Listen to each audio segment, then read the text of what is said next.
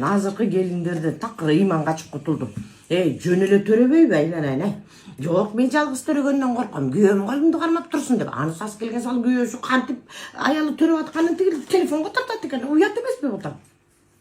Анан калса дагычы айланайын, махыр деп оосторун чоюпчу.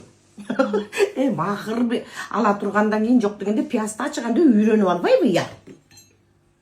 Анан иштерин салаңдатып мен момчамай күттүм деген сыбай ичтерин эки жакка чайпап бийлеп алгой айланайын. Туура эле айтып атасап, азыркы адамдарды вообще уят жок калды.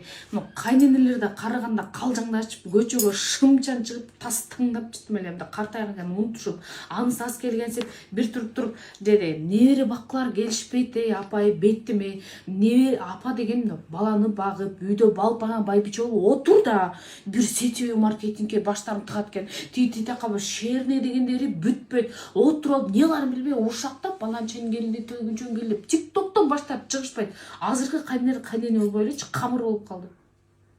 Жок, сиз айтпа, негиз айтканым го. Келин кайненеге ысык чайын берсе